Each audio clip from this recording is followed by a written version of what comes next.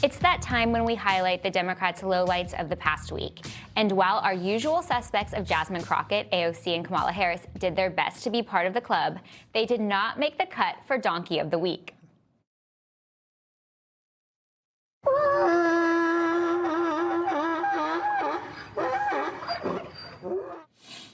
And here's why the aforementioned three did not make the finals. First up, Fani Willis this week, unsurprisingly pulling out the race card. And then she tried to justify why she paid her lover boy Nathan Wade to work 160 hours a week, which is quite an accomplishment considering there are a total of 168 hours in a typical week.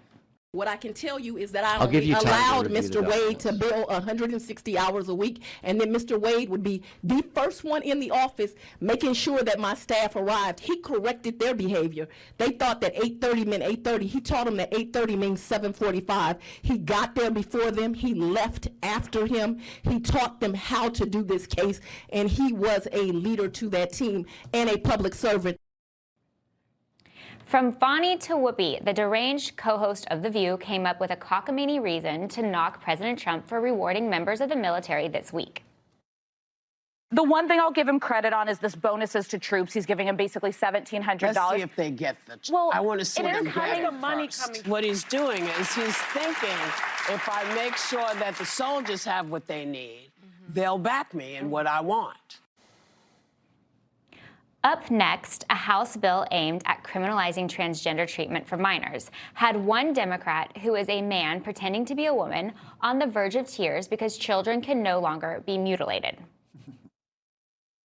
I didn't have the courage to come out until I was 21, and that means 21 years of pain, 21 years of unwavering homesickness that only went away when I was able to get the care that I needed. And my biggest regret in life is that I never had a childhood without that pain. I marvel at the courage of transgender young people today who are sharing themselves with their families and this world. It is already hard enough to be a kid, and government should not make it harder. Sarah McBride wasn't the only leftist triggered by the Trump administration's push to protect children from being mutilated. Guess who else resurfaced because of it? Nothing has changed. Your health care is still legal and protected. And your doctors cannot cut off your access to gender-affirming care based on the administration's reckless proposal. And most importantly, I want you to know that you're not alone. I am right here with you. And I'm sending love to each and every one of you. So, squad, who is the donkey of the week?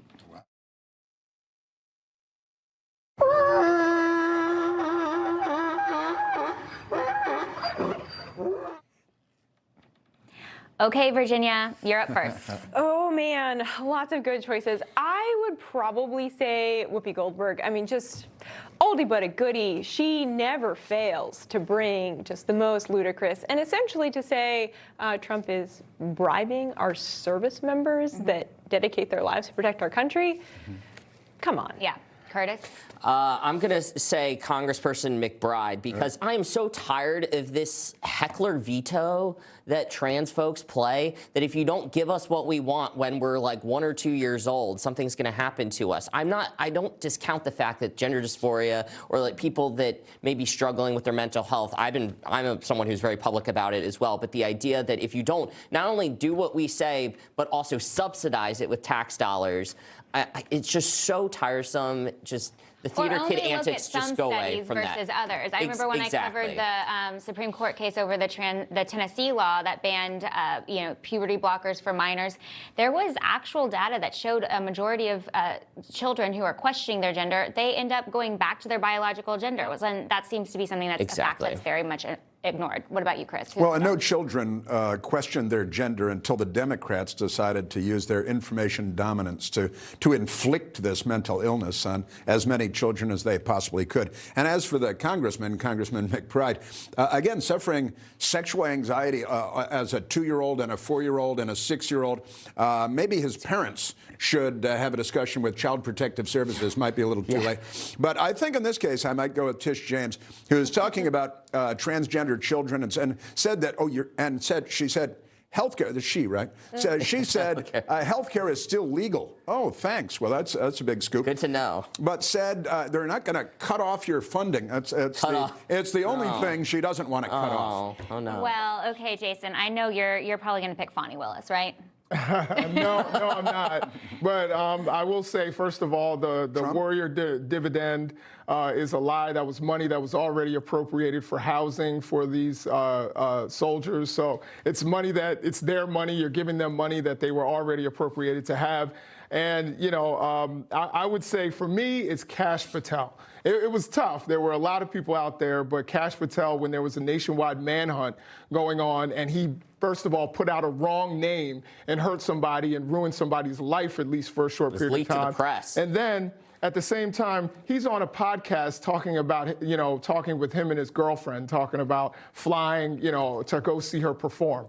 I think that's kind of donkey behavior when there's a nationwide manhunt and there are literal people who are grieving and recovering from gunshot wounds. It was taped before then. I will go. I'm struggling because I kind of agree with Virginia. I don't like what Whoopi said. I think it's dangerous given that we had the National Guardsman shot for that type of rhetoric trying to target the military. But I have to go, Fani Willis is one of my favorites. I write about her in my Lawless Lawfare book. The fact that she paid her boyfriend more than $1 million from taxpayer funds that were supposed to be used to help with COVID backlog cases, and then she went on vacations with him to the Bahamas, to Napa. I have to pick her. I think that there needs to be an investigation. I'm glad to see that some of the members of the legislature there in Georgia are looking and at it. And healthcare is legal, but will it be affordable?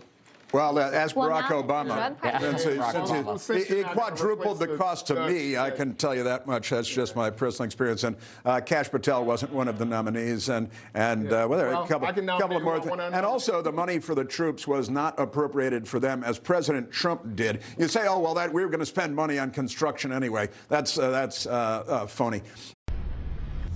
Information. Truth. Is freedom. Is Newsmax. It's real news for real people.